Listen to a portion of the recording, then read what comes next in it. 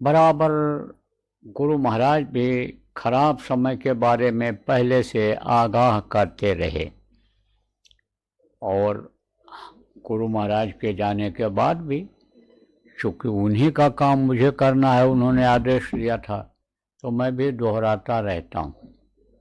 गुरु महाराज तो भविष्यवाणियाँ भी कर देते थे, मैं तो भविष्यवाणी नहीं करता हूँ, लेकिन आगाह कर देता हूँ।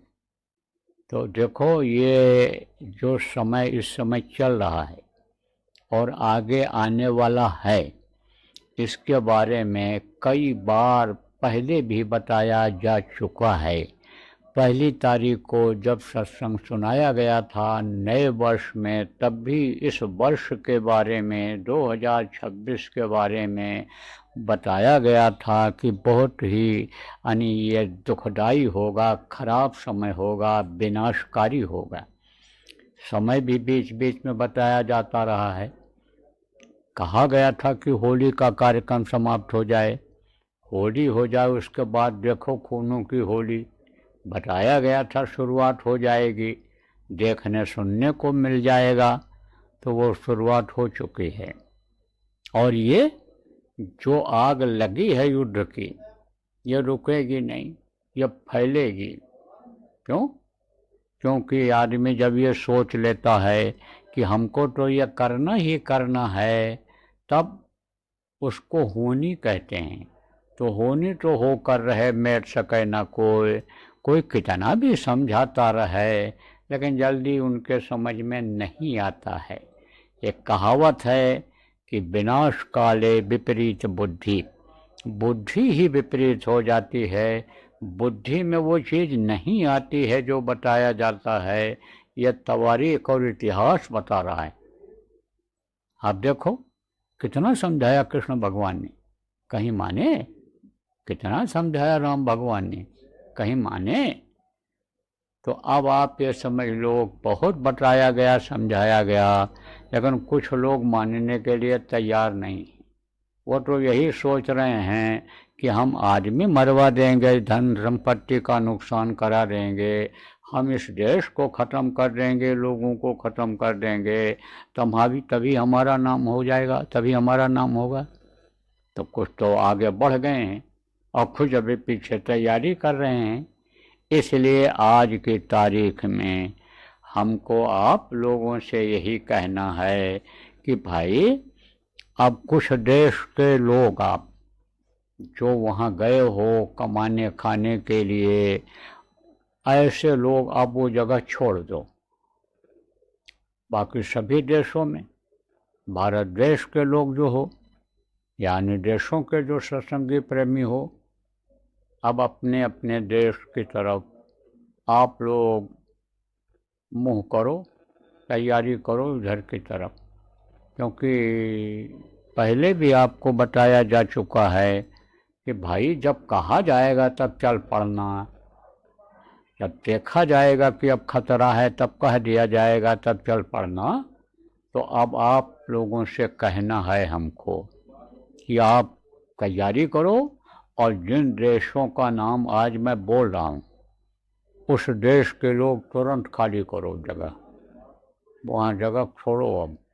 अब आप आगे बढ़ो, आप सुरक्षित स्थान पर निकलने की कोशिश करो।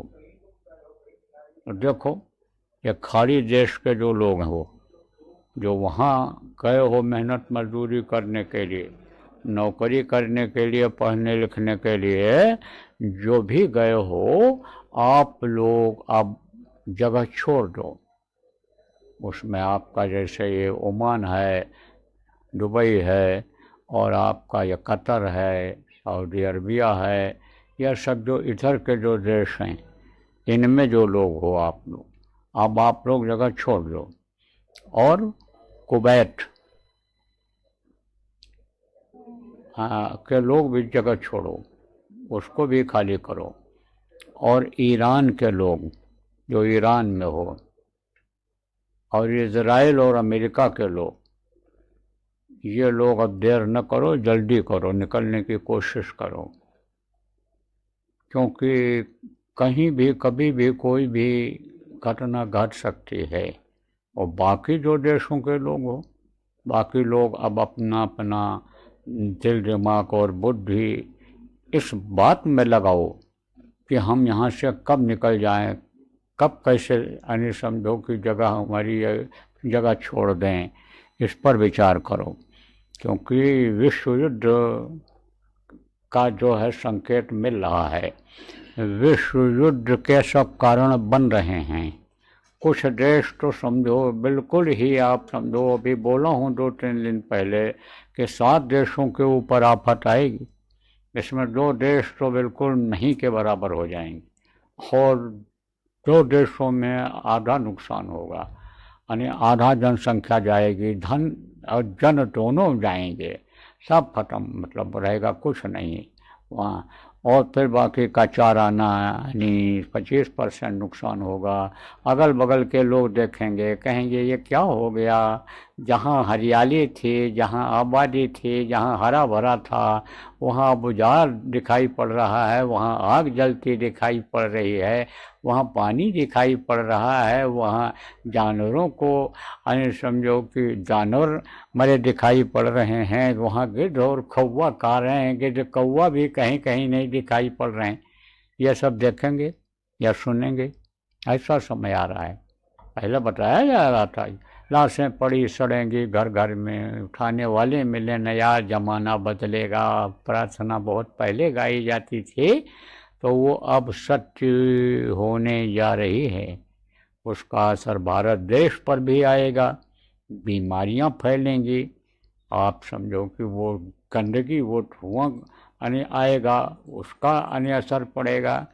ये अस्त व्यस्त व्यवस्था सब जगह की होगी, पानी की कमी हो जाएगी, बिजली नहीं मिलेगी, गैस वगैरह की अभी देखो दिक्कत पड़ने लग गई, गाड़ियां खड़ी हो जाएंगी, डीजल पेट्रोल जब मिलेगा नहीं कैसे चलेंगी, यात्राएं लोगों को अपनी रोक देनी पड़ेंगी, कोई कहीं जल्दी पहुंच नहीं पाएगा, पुराना रवैया अपनाएगा जब तब रोटी मिल पाएगी, रहने की तब उस तरह से जगह हो पाएगी, शहरों को छोड़कर लोग भगेंगे, नदियों के किनारे बहुत पहले कहा गया डेरा डालेंगे, गाँव में आश्रय लेंगे, शरणार्थी बनेंगे। यह सब हालत भैया बहुत ख़राब होती जा रही है। लेकिन भारत देश के लोगों के लिए थोड़ी सी अभी राहत है, गुरु महाराज की दया है। मैं तो सबके लिए प्रार्थना गुरु महाराज से करता रहता हूँ, आपके जीव हैं दया करो, लेकिन विनय न माने ही जल जल। गए 3 दिन बीत, लक्ष्मण बाण सरा हो, भय बिन होय न पीत। तो अब तो कुदरत तो भय दिखाएगी, भय दिखाएगी, और अत्याचारी अन्याय का हमेशा आप पे समझो अंत हुआ है, तो वो सब अब सामने आपके आएगा। भारत देश में जो लोग हो, अखंड नाम ध्वनि, अखंड साधना शिविर का जो ये अभियान चल रहा है, इसी को बढ़ाओ और इसी में सब लोग लगो। हम भी बराबर प्रयास कर रहे हैं, हम भी बराबर दौरा कर रहे हैं, हम भी निकले हुए हैं। अभी तो हमारा विचार कोई उज्जैन आश्रम पर जाने का नहीं है, गुरु महाराज का भंडारा जब नज़दीक आएगा तभी जाएंगे तैयारी के लिए। तो गुरु महाराज का भंडारा उज्जैन आश्रम पर होगा, उनकी दया होगी, प्रभु की दया होगी, काल भगवान की मेहरबानी होगी, स्वास्थ्य सही रहेगा, दया होगी, तो भंडारा वहीं पर किया जाएगा। तो प्रेमियों और समझदारों के लिए इशारा कहते हैं इशारा काफ़ी होता है। अब आप लोग समझ गए हो, बार बार दोहराने की ज़रूरत नहीं है। अब आप लोग अपने अपने हिसाब से जल्दी निकलने की कोशिश करो।